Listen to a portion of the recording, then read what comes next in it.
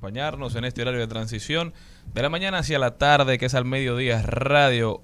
Ahora venimos con una parte muy interesante, algo que venimos haciendo hace unos meses ya, los foros alternativos, donde tratamos temas de interés nacional con profesionales destacados de las diversas áreas. Hoy están con nosotros invitados muy especiales. Está con nosotros un amigo muy querido, él es Edwin Ricardo, que es profesor de la Universidad Autónoma de Santo Domingo, coach y mentor de emprendedores, también ex ministro de la MESID, ¿verdad? Viceministro, perdón. Bueno, próximo ministro. Exacto. Edwin, un placer tenerte aquí con nosotros. También está con nosotros el señor José Armando Taveras, él es experto en transformar personas y organizaciones con la ayuda de tecnologías digitales. Y nos acompaña aquí. Muchas gracias por esa descripción. Mi nombre es José Armando Tavares. Perdón. Taveras es esa joven que está aquí a mi izquierda. Taveras es Andrea.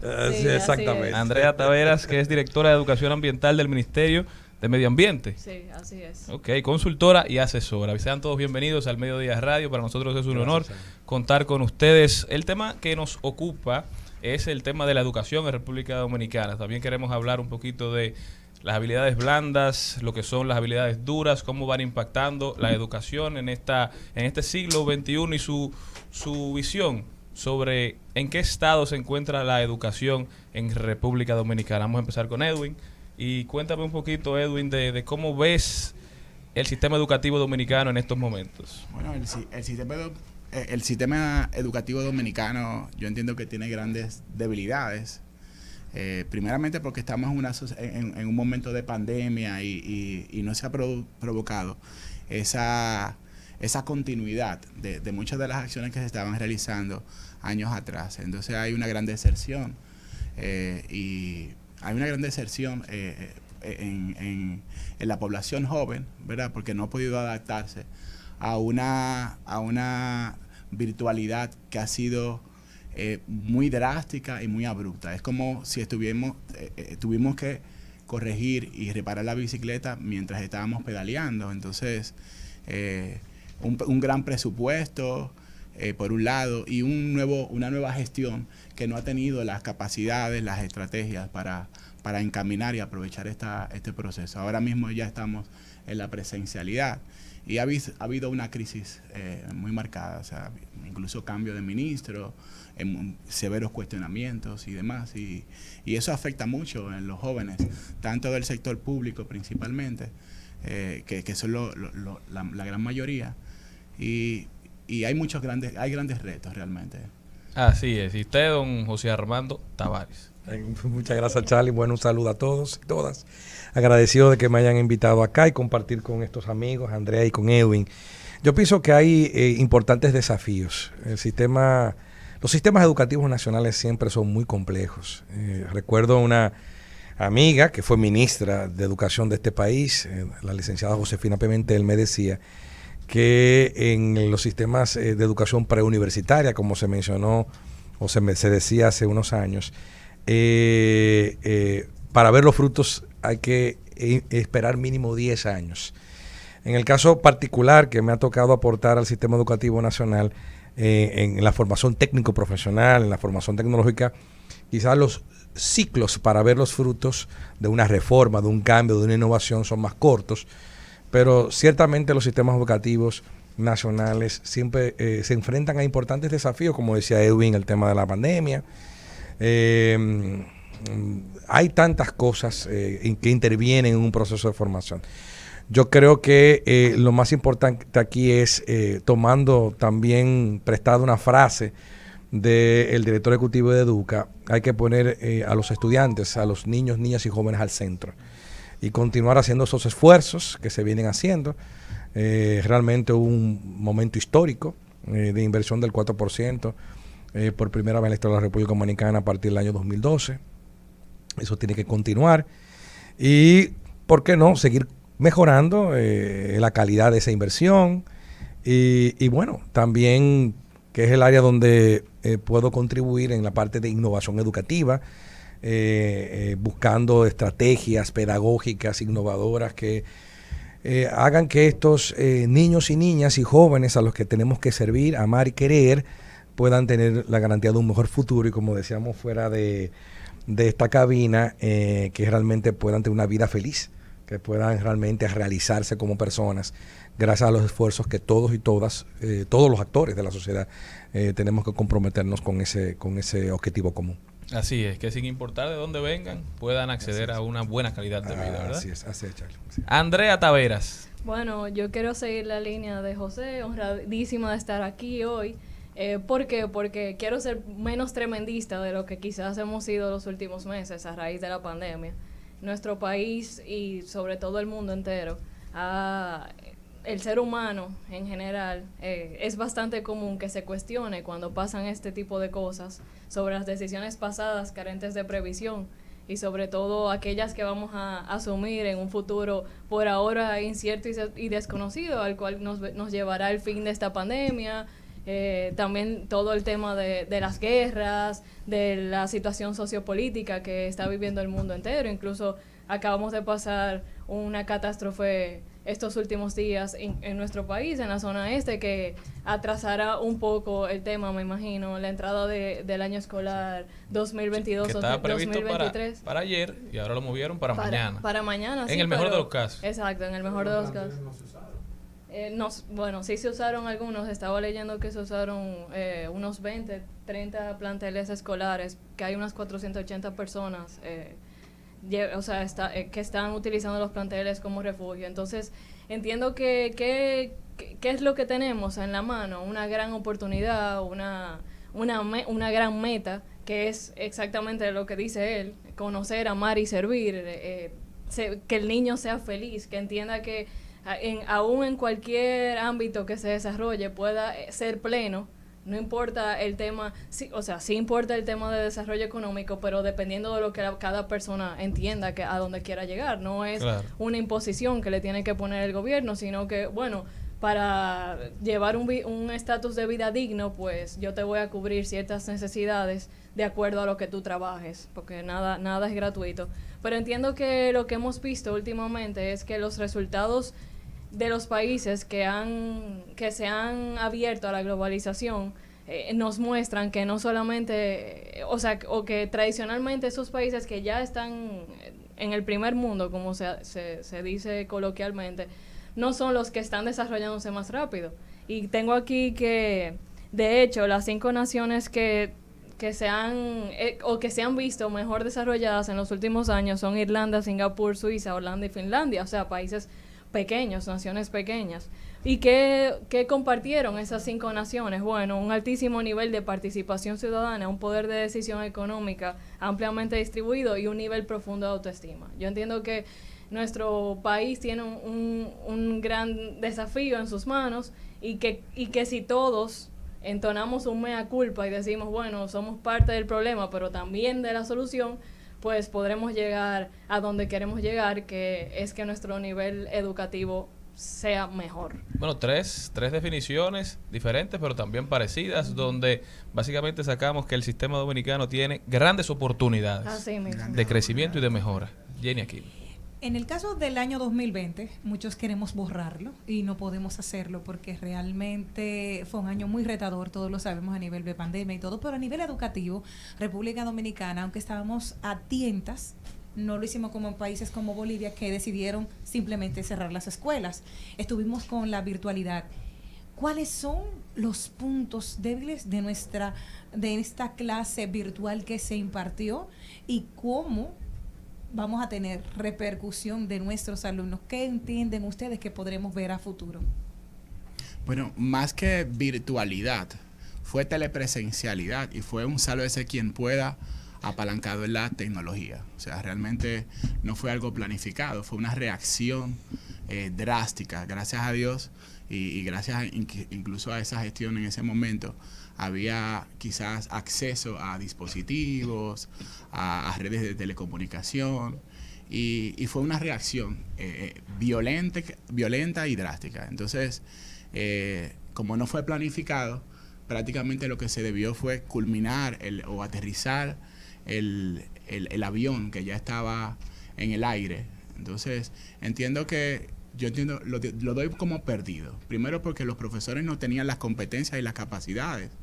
Y cuando uno trata de la experiencia presencial, llevarla de manera abrupta a lo virtual. Entonces eso es desastroso, mucho estrés, había mucho miedo a nivel de todos los países del mundo, no se sabía realmente cuál era la situación de salud en que vivía el país y si íbamos a quedar vivos al final del túnel. Entonces creo que fue paliativo, pero por lo menos reaccionamos, ¿verdad? Que es importante y creo que es uno de los grandes retos, incluso tanto de los docentes, de los estudiantes y del sistema, de tomar decisiones en periodos de contingencia. Yo creo que pasamos la prueba desde esa perspectiva.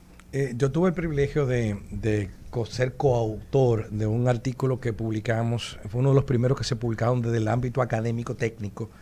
Los coautores son el que es hoy rector de INTEC, el doctor Julio Sánchez, también está el ex rector de INTEC, doctor Miguel Escala, y la que es hoy, felizmente, una gran amiga, rectora, primera rectora mujer, o la doctora Odil Camilo de UNIBE, y yo. Bueno, yo era el menos importante de los cuatro, son tres grandes amigos y lumbreras, personas que quiero y admiro mucho. En ese artículo incorporamos precisamente ese concepto que acaba de decir mi amigo Edwin, que es una virtualización forzada en todos los niveles educativos del país y de la región y del mundo. Es decir, la pandemia obligó al cierre de la presencialidad de todos los aspectos de la vida humana, sobre todo el sistema educativo, y la intención de todos los líderes, hacedores de políticas públicas, todos los que gobernaban en ese momento, era salvar el año escolar. Se hizo lo que se pudo y efectivamente la data hoy, cuando se ve eso que sucedió 2020, 2021, sobre todo ese año escolar, se ve que efectivamente se implementaron diversas estrategias, pero hay que recuperar mucho. Es decir, aunque se hizo uso de los medios de comunicación, por ejemplo, el desarrollo de muchos contenidos de gran calidad, efectivamente quedaron lagunas en ese año escolar que hay que reconocer. Es un dato técnico, lo dicen los informes, no lo digo yo, no lo dice nadie, lo dice en los informes que tienen a mano no solamente el Ministerio de Educación, sino los organismos internacionales. De frente a esa virtualización forzada, yo, adelantándome un poquito quizás a la siguiente pregunta, diría, ahora lo que tenemos que hacer es qué lecciones hemos aprendido, qué funcionó, qué no funcionó, y ahora lo interesante es la educación post-pandemia, reconociendo efectivamente que si algo positivo tuvo la pandemia, para, digamos, que sacar una lección positiva de algo que fue realmente negativo, es que la tecnología de la información y comunicación es ciertamente una herramienta eficaz para ayudar en el proceso de mejora de los aprendizajes y sobre todo generar acceso a aquellos que no pueden. Hace falta, en otras palabras, con esto concluyo, por ejemplo, dejo eso en el tintero, un acceso universal a Internet. Es necesario que todo el territorio nacional esté con una cobertura total, con buen ancho de banda, y en función de esa infraestructura, quizás se hubieran hecho cosas mucho más interesantes en términos de cómo virtualizar la educación y cómo poder salvar el año escolar de los niños, niñas y jóvenes en ese momento, fruto de esta situación que estábamos padeciendo nosotros y el mundo. Y antes de que Andrea responda, para ir en esa misma línea, porque me llamó mucho la atención el término virtualidad, se hizo una diferencia durante la pandemia de virtualidad y educación a distancia. Sí, y se vio un mayor impacto en aquellos que tuvieron acceso a la virtualidad que aquellos que recibieron simplemente educación a distancia, que era esa que se hacía por la televisión, por la radio. Pero, sincrónica. Sincrónica y asincrónica. La que es en vivo y la que... Sí, también que no lo es. Y la que se efectúa a través de medios tradicionales, como la radio, que siempre existió radio educativa, televisión educativa, y la que hace utilizando las tecnologías digitales, o sea, las plataformas que utilizan el Internet como soporte, como el medio a través del cual se realiza la acción formativa, el proceso de enseñanza-aprendizaje, y efectivamente hay que hacer las distinciones claro, en función de qué medio utilizamos y cuál es la estrategia tecnopedagógica que utilizamos para formar a nuestros chicos. Sí, también se habla de educación en línea, online, porque la educación virtual es una educación que es virtual. Andrea, por favor. Bueno, yo entiendo que tenemos que remontarnos a ese 15 de marzo del año 2020, donde 3.000 niños y niñas y adolescentes fueron privados de ir a las aulas. 2.5 millones. Bueno, lo leí bueno, no importa. Fueron vamos muchísimos. A decir, exacto, el mundo entero. Todos los niños y niñas y adolescentes fueron privados de ir a las aulas a tomar clases presenciales como estaban acostumbrados, y sobre todo hubo tres grandes rasgos que hay que tener en cuenta, que fue que se perdieron obviamente contenidos del año escolar. Los niños perdieron también la primera comida del día, una gran parte perdió la primera comida del día, y obviamente la deserción escolar. Tenemos que ver esos tres grandes rasgos. Pero me remonto al año 1969, cuando Peter Drucker, en su libro de la era de la discontinuidad, hablaba de la sociedad del conocimiento y la información. Yo entiendo que nosotros, como dije ahorita, no fuimos previsorios con eso que iba pasando, porque de hecho el sector educativo privado en su gran mayoría siguió trabajando, aunque fuera virtual, pero siguió trabajando. Entonces se vio mucho la diferencia entre el sector público y el sector privado, por lo menos en los primeros meses de la pandemia, que fue el final del año escolar 2019-2020. En ese sentido, pues quiero decir algo que repito mucho. La tecnología no es un fin de la educación, es un medio de la educación. Es un medio de la educación. Entonces, realmente, si no es llenar las aulas de computadoras, de plataformas, de internet, de temas, no es eso. Es entender que la educación, o vamos a decirlo así, cualquier metodología educativa que sea mediocre en manos de un profesor brillante, es una metodología brillante, y viceversa.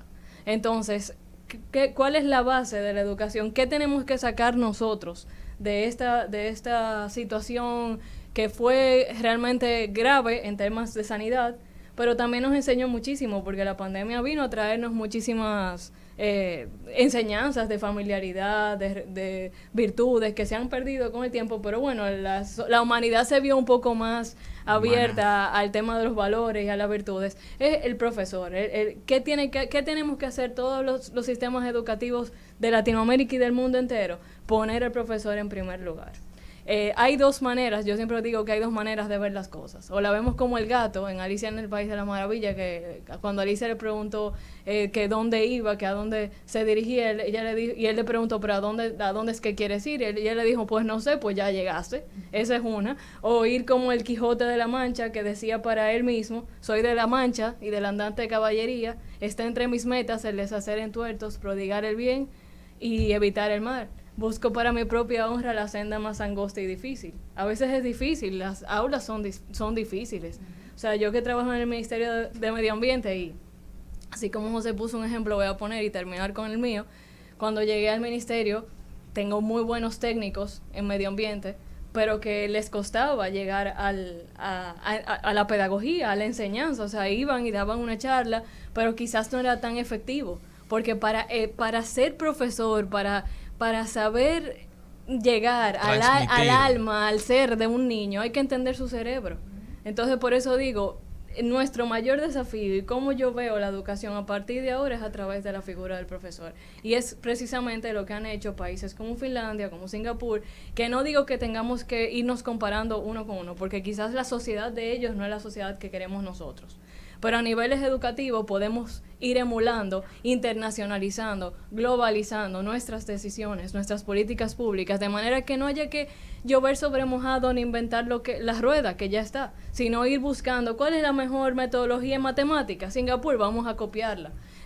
¿Cuál es la mejor metodología en enseñanza de educación ambiental? Tal, pues vamos a traer a esas personas y que nos enseñen. Es simplemente aprovechar esas circunstancias que nos dio la pandemia, a raíz de toda esta red interconectada de personas que aprenden al mismo tiempo, saber que nunca, señores, una educación semipresencial ni virtual va a ir por encima de la presencialidad y del contacto físico y humano que deben tener los niños, y más allá los niños en la primera infancia.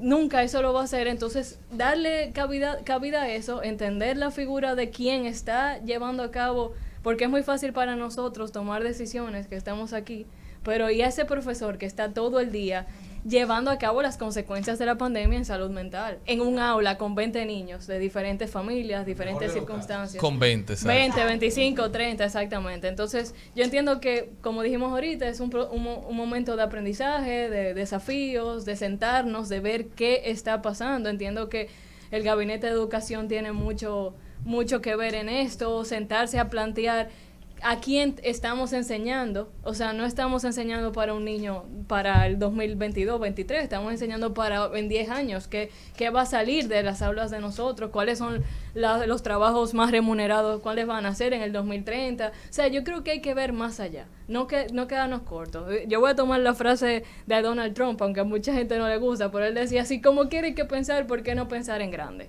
Entonces, yo creo que el sistema educativo tiene muchas oportunidades y si todos juntos nos agarramos de la mano y decimos, vamos a hacerlo, se lograrán grandes cosas. Bueno, gracias tanto a José, a Edwin y a Andrea por estar con nosotros en este foro educativo.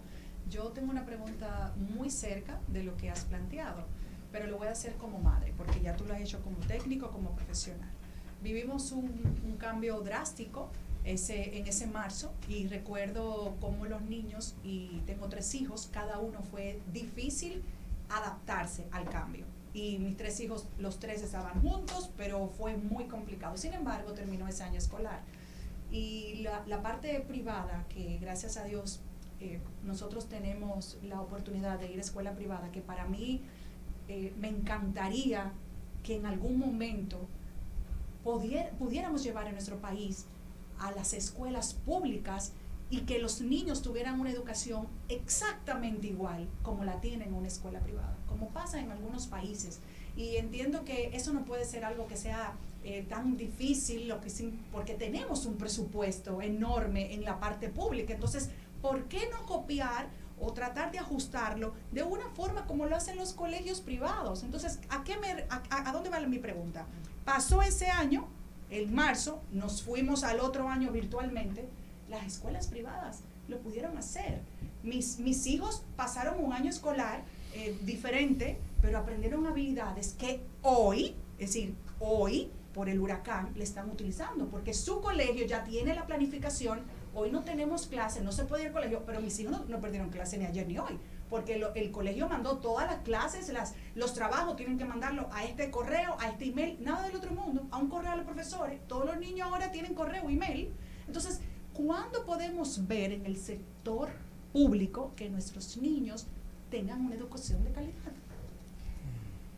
¿Cuándo? Sí, bueno, toca a la ti, diferencia entre un niño de un colegio privado y un niño de un colegio público es bastante. ¿Pero por qué tiene Pero- que ver? Sí, no lo es que tanto pasa así, es la no es tanto hostilidad, es la hostilidad del entorno en que vive. O sea, por ejemplo, hay un elemento de acceso.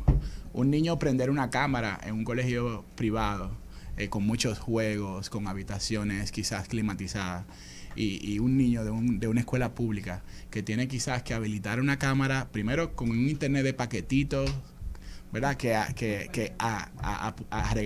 regañadientes el papá Se lo gestiona. Se lo gestiona, ¿verdad? Descontándolo de la comida quizás, y que viven en un espacio muy pequeño donde una habitación duermen todos y quizás sin. O sea, esa parte, la realidad del niño del colegio privado y del niño del colegio público es muy diferente. Entonces, el tema de acceso, el tema de capacidades, de competencia, de comprender, porque recuerda que es un niño también.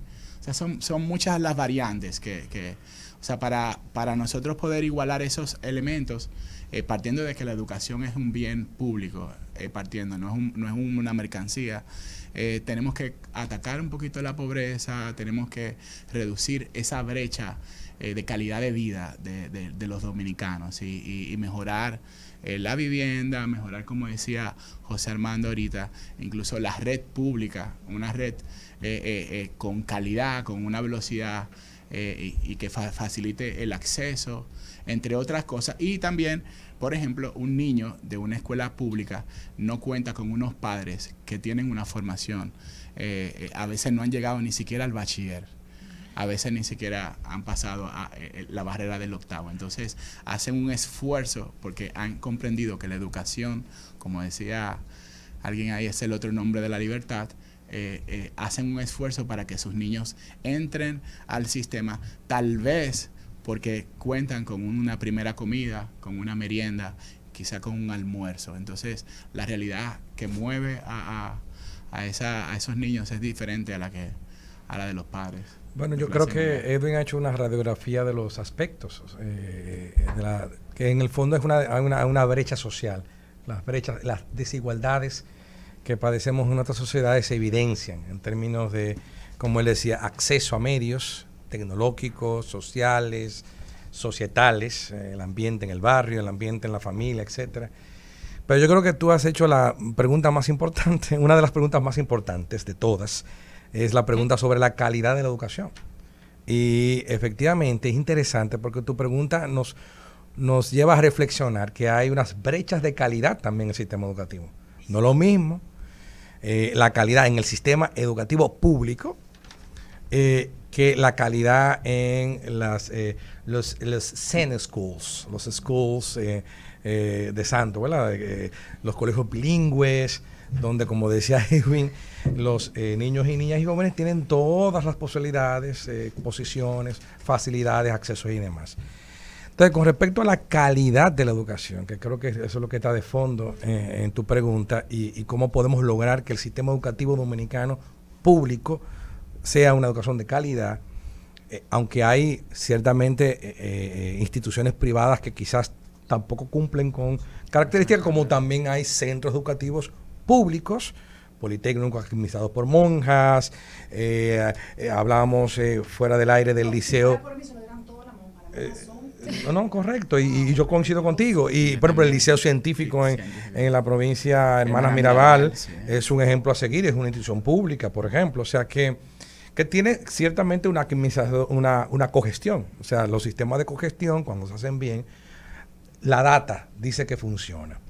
Yo pienso que para mejorar la educación de la educación pública dominicana es importante, lo digo del aspecto técnico, quizás es importante dejar un poquito de lado el enfoque político del sistema educativo, es decir, y enfocarnos más en temas de criterios técnicos.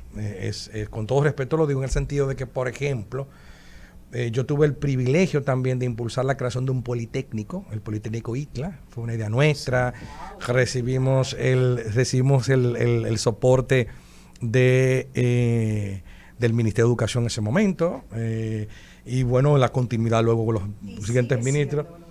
Y el Politécnico ITLA era, gracias por tu comentario, era un politécnico donde los padres y madres de Boca Chica estaban haciendo fila para entrar. Es decir, la capacidad de absorber todos los estudiantes que querían entrar era insuficiente. ¿Y por qué? Porque había un criterio a la hora de seleccionar los maestros y maestras, había un criterio en términos de cumplimiento de horario, había una supervisión que de alguna manera garantizaba que efectivamente se cumplieran los estándares mínimos. Imagina un currículum educativo apegado a la realidad del momento. Así, pertinente y demás. Entonces, cuando se aplican los criterios que existen y se trata de cumplir eso, ciertamente hay compromisos, no nos engañemos, que hay que también satisfacer, eso no.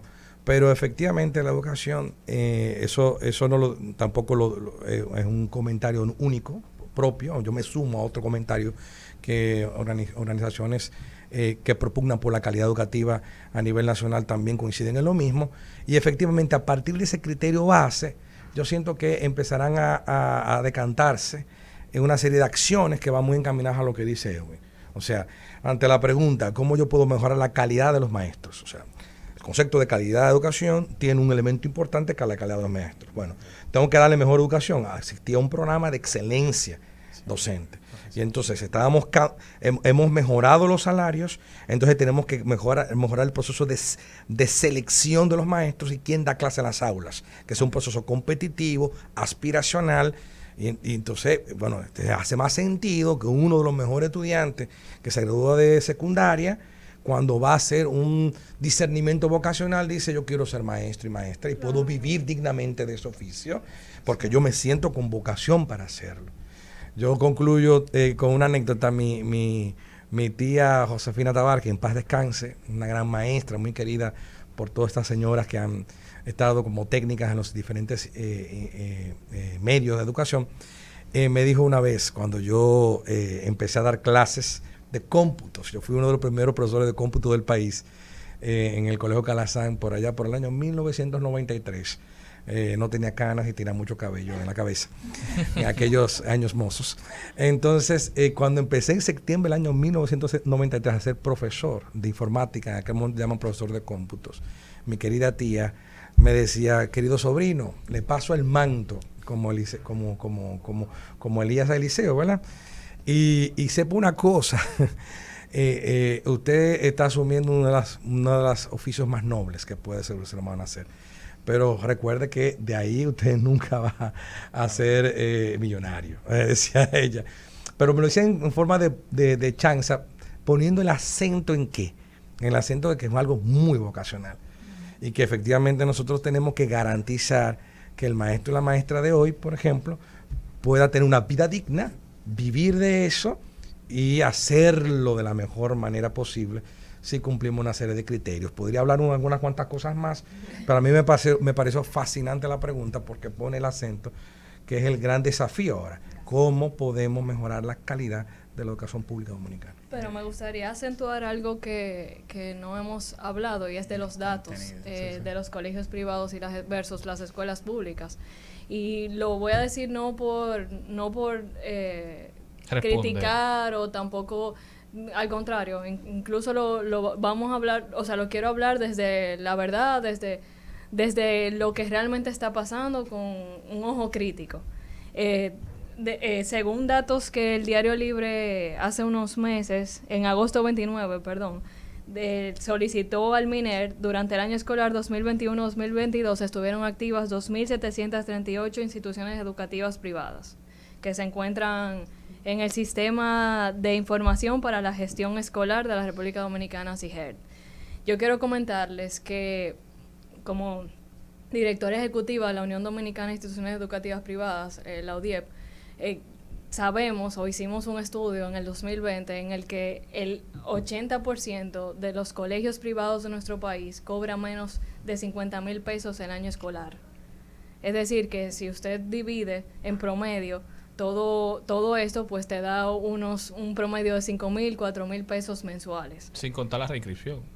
Sí, pero la reinscripción es un término mal utilizado, otrora, porque la reinscripción es necesaria en el sentido de que si para un colegio 22 niños no es lo mismo que 20 niños. 22 niños aplicaría abrir una nueva sección. Entonces, desde marzo, desde febrero, hay que saber cuántos niños van a entrar porque eso implica otro profesor, otra aula, más butacas. Un proceso de inscripción sin... y quién le... No, pero no nos perdamos ahí. No nos perdamos ahí, Andrea. Entonces, quiero comentarles que versus esto, el MINER, el Ministerio de Educación, tiene un gasto de 92,300 pesos por cada niño en el sistema educativo público al año. Entonces, lo que es, señores, voluntad, es eficiencia del gasto, más nada. No es pelear, señores, porque cada vez que el sistema educativo privado alza la voz o dice algo, hay un gran sistema de colegios de cogestión, muchísimos colegios de cogestión. No tengo el dato preciso porque realmente no está público todavía el de este año, pero lo que le quiero comentar no es poner a un sector del sistema a pelear con otro, porque no somos enemigos. No hay un conflicto de interés, ¿por qué? Porque yo les aseguro que ustedes van a donde un director de colegio privado y le dicen, mira, y nosotros necesitamos que ustedes ayuden a la escuela pública, a la padrina en la que está al lado, y me ayuden a formar los profesores. El director nunca va a estar en contra. O sea, ¿cuál es la diferencia? Que el director es dueño de su colegio y puede tomar decisiones al tiempo de que uno va y le dice, quiero poner este sistema de educación ambiental, quiero poner esta plataforma, quiero que... y el director puede tomar la decisión. Pero en el sistema público eso no es así. Hay que esperar que te den autorización. Exactamente. Cuando dieron la autorización, ya mis hijas tenían 2 meses cogiendo clases. Es lo que les digo. Entonces, yo entiendo que al final lo que hay que ver es un sistema educativo único, en el cual, si bien es cierto, un papá como tú, ¿cómo es tu nombre?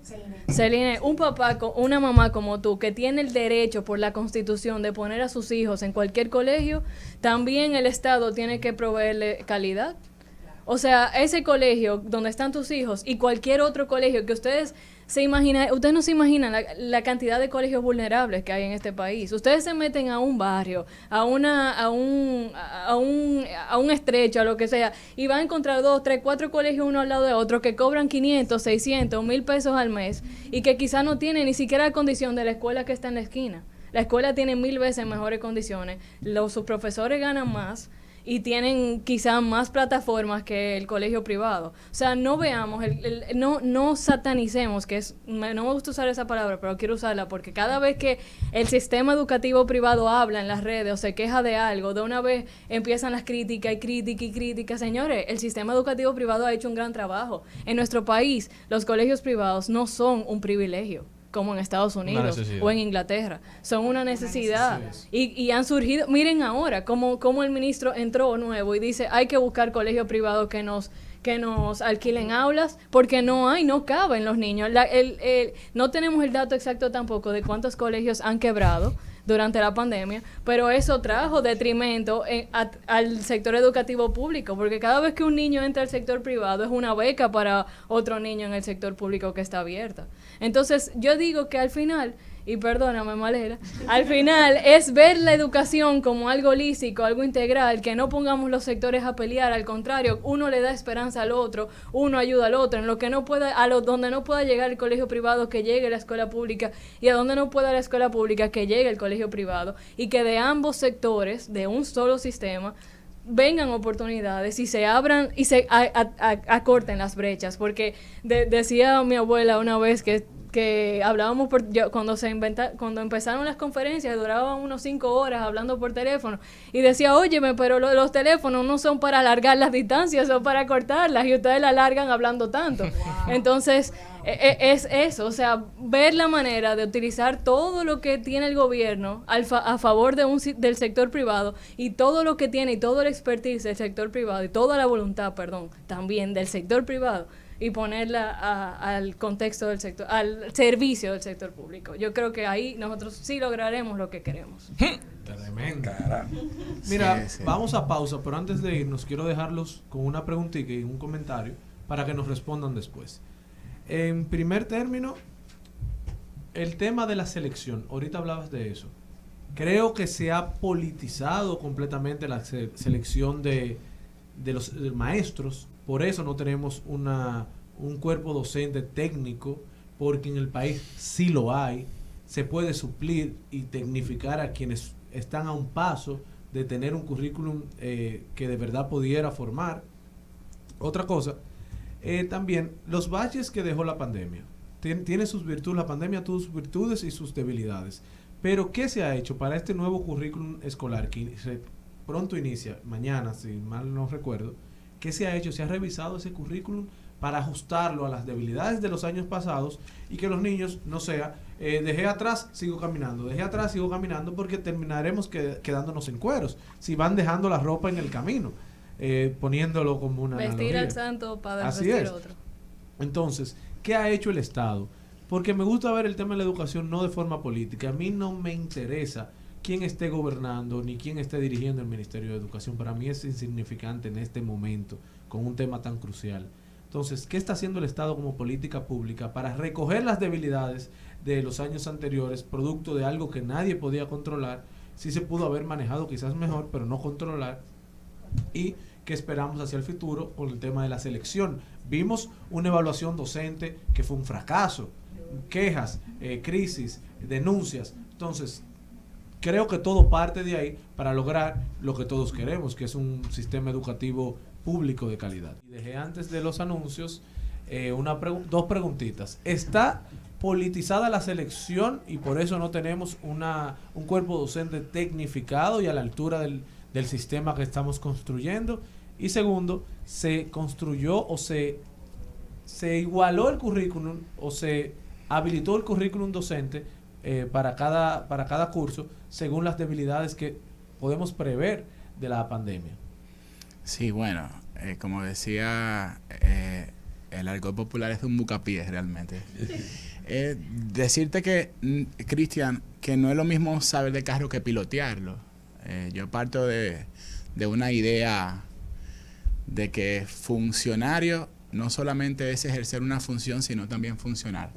Y yo creo que muchas veces en la gestión pública se actúa de espalda a los reglamentos, a las leyes. Incluso se habla mucho de las leyes, se habla mucho de reglamentos, pero a la hora del cumplimiento, lamentablemente, no existe una cultura de cumplimiento en ese sentido. Incluso una cultura de transparencia, una cultura incluso de pertinencia y lamentablemente esto es un ecosistema y todo está conectado. La forma quizás de llegar al poder, de acceder al poder, implica grandes compromisos, la participación de muchos sectores, y esos sectores que participan en la política de alguna manera también son un elemento de presión para vulnerar una serie de conquistas a nivel de institucionalidad que tiene el país.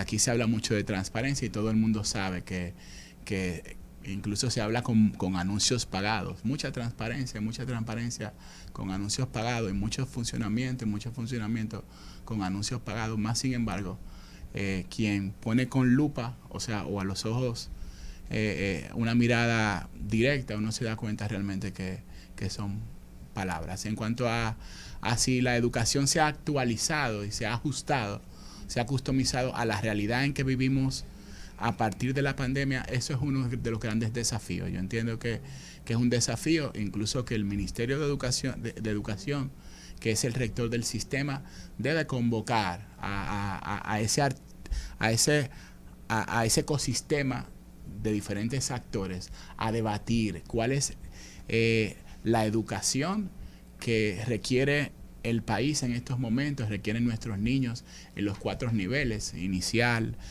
primario, secundario, incluso ya a nivel universitario, porque hay que hacer ajustes. El mundo realmente no es el mundo que dejamos antes de la pandemia, y realmente la educación debe servir ¿verdad? Debe servir para la vida, debe servir para asumir riesgos, debe servir para transformar la realidad, que en estos momentos no es la mejor, transformar la realidad en cualquier entorno que nos encontremos. Eso tiene que...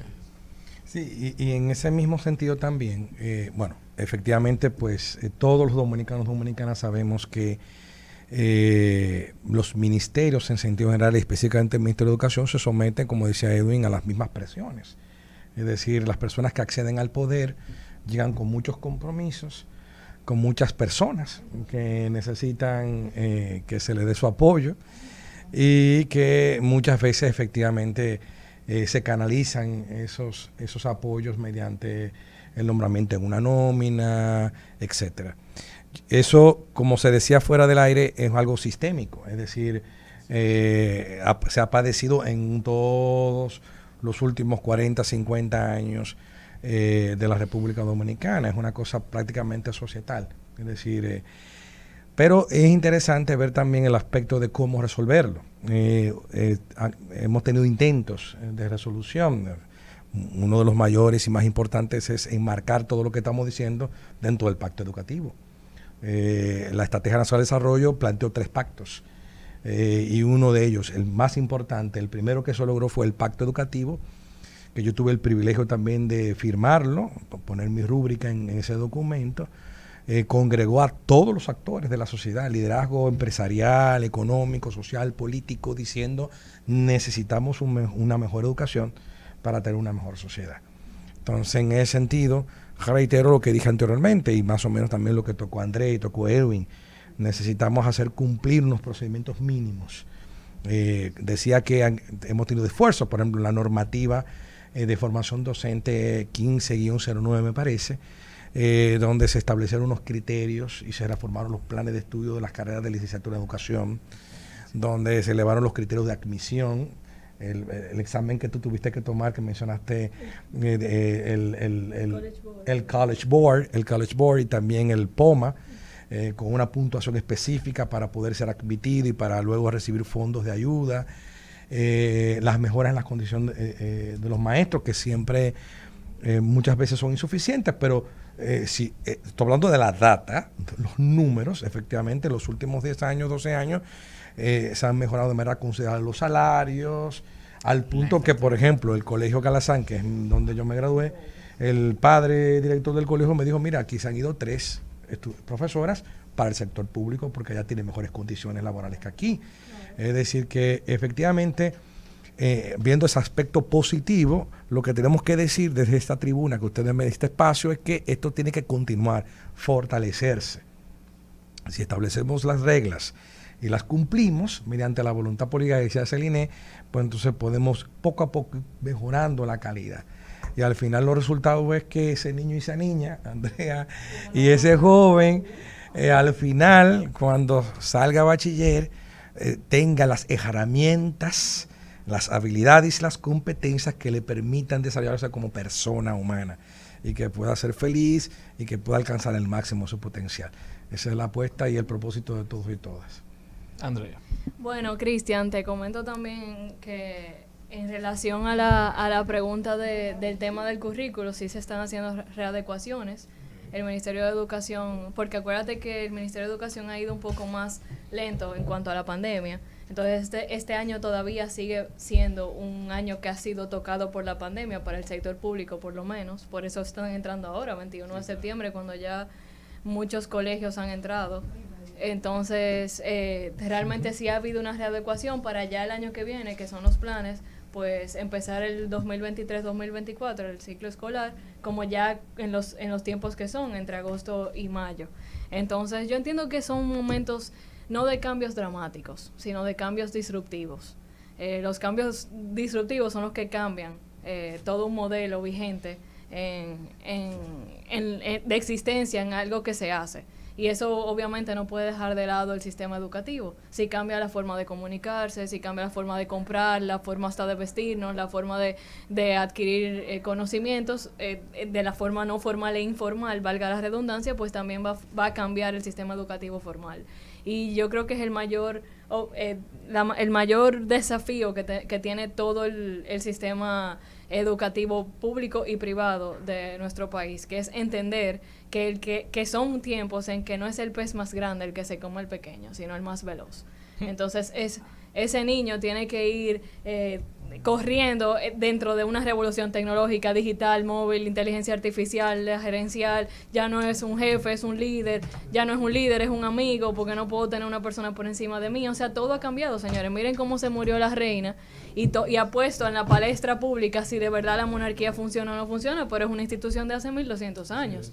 Entonces, todo ahora son cuestionantes. Por eso la matemática de Singapur, que es la mejor metodología en matemáticas del mundo ahora mismo, dice que la calculadora calcule y el niño que resuelve el problema. Claro. O sea, ya cuando por eso tú vas... que el alfa se quiere ir para allá.